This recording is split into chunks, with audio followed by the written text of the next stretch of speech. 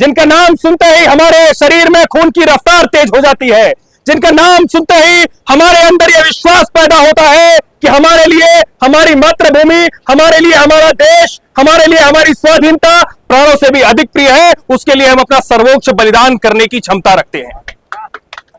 इतना ही नहीं,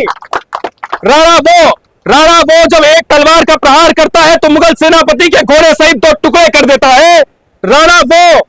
कि मेवाड़ की सुरक्षा के लिए, मेवाड़ की स्वतंत्रता के लिए घास की रोटियां खाना स्वीकार करता है, लेकिन मुगलों की गुलामी, मुगलों का आधिपत्य नहीं स्वीकार करता है। कार्यकर्ता साथियों, जब हम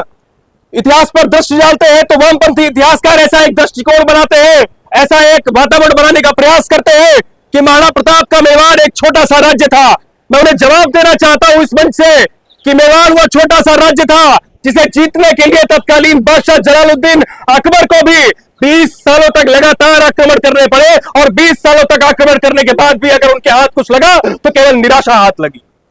यह मेवाड़ था, और आज उस मेवाड़ को ये लोग छोटा राज्य बताते हैं, लेकिन ये भूल जाते हैं कि ये वही मेवाड़ है जब हल्दी घाटी का युद्ध होता है, लेकिन उसके 20 साल बाद तक वहां महाराणा प्रताप ही शासन करते हैं। ये वही मेवाड़ है कि सन 1582 में पुनः एक बार मेवाड़ की सभी मुगल चौकियां महाराणा प्रताप के झंडे के तले होती हैं। ये वही मेवाड़ है जहां पर जब महाराणा प्रताप अपने जीवन के अंतिम क्षणों में 1597 में अपने शरीर को त्यागते हैं तो अपने हाथों से शिकार खेलते हुए एक दुर्घटना में उनकी जान जाती है, किसी मुगल के हाथों से उनकी जान नहीं जाती।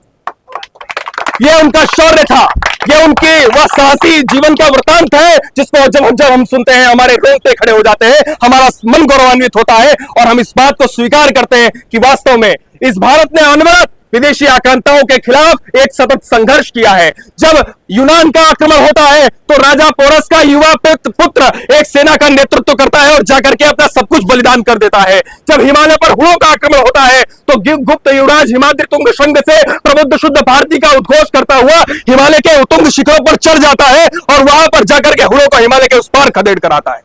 जब भारत पर मुगलों का आक्रमण हो रहा था और अकबर के समय में विभिन्न राजे रजवाड़े उनकी गुलामी स्वीकार कर रहे थे, महज सत्ता के लोभ के लिए,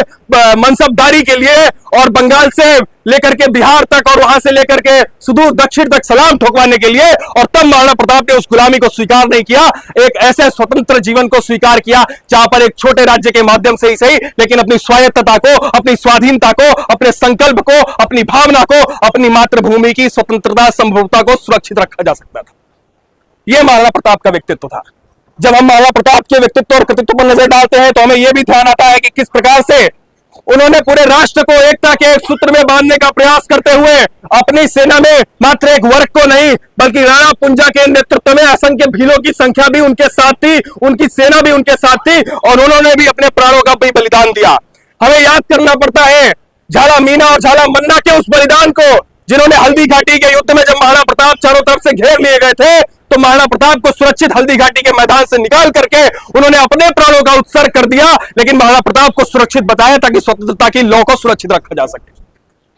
और उस युद्ध के बाद वो एक बार पुनः जब अपनी शक्ति का संचय कर रहे होते हैं कि घास की रोटी थी, और उसके बाद भी जब उसको एक वन विलार लेकर के भाग जाता है तो उसके बाद जो राणा द्रवित हो उठते हैं, जब अमर सिंह जो राजकुमार था वो जब भूख से चिल्लाने लगता है तो राणा द्रवित होते हैं, लेकिन वहां पर भी उनके साथ के ऐसे लोग थे, उनके दरबार में ऐसे लोग थे, उनके शुभचिंतक ऐसे थे कि वो उन्हें जगाते हैं कि हो सकता है एक राजकुमार की जान भले क्यों ना चली जाए, हो सकता है कि आज ये राणा जो भूखा है कल को ये पूरे मेवाड़ ही नहीं बल्कि पूरे राजपुताने पर और पूरे भारत पर शासन करे। इन तमाम संभावनाओं को दृष्टिगत रखते हुए वो युद्ध के लिए पुनः उद्धत हो उठते हैं, और भामा शाह जैसे त्यागी इस देश में हुए हैं जो उन्हें अपनी पूरी संपत्ति दान कर देते हैं ताकि महाराणा प्रताप अपने उस स्वप्न को, भारत की स्वाधीनता के स्वप्न को, उस स्वराज्य के स्वप्न को, उसको साकार कर सके। और कहीं ना कहीं इन्हीं वीर बलिदानियों की प्रेरणा थी कि उसके बाद एक बार वीर शिवाजी ने उस स्वाधीनता के परचम को बुलंद किया, स्वराज्य के परचम को बुलंद किया। यही वो प्रेरणा थी कि उसके बाद जब 1857 की क्रांति होती है, भारतीय राष्ट्रीय स्वतंत्रता आंदोलन होता है, तो अनेक हमारे क्रांतिकारी अपना सर्वस्व बलिदान करने को तत्पर हो जाते हैं। एक ऐसा व्यक्तित्व, एक ऐसा प्रतीक, एक ऐसा सांस्कृतिक प्रतीक महाराणा प्रताप के रूप में हमारे पास है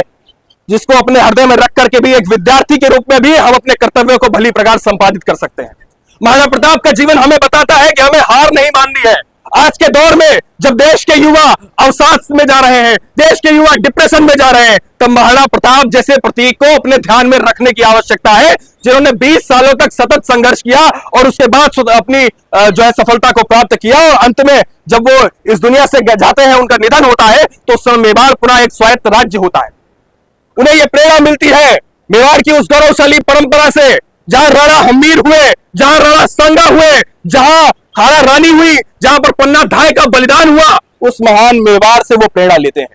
और आज जब हम वर्तमान परिप्रेक्ष्य में देखते हैं, तो अंत में मैं उस पर आपका ध्यान आकर्षित करना चाहूंगा। हम देखते हैं वर्तमान में, हम देखते हैं कि कई विदेश में बैठा है एक लंगूर भारतीयों को जब नस्ल के आधार पर, रंग के आधार पर बांटने की कोशिश करता है, तो उन्हें याद होना चाहिए, उनके मन में यह डर होना चाहिए कि यह देश महाराणा प्रताप के बेटों का है। जब कोई सेना के शौर्य का सबूत मांगता है, तो उनके मन में यह डर होना चाहिए कि यह देश महाराणा प्रताप के बेटों का है। बहुत बहुत धन्यवाद। भारत माता के, भारत माता के।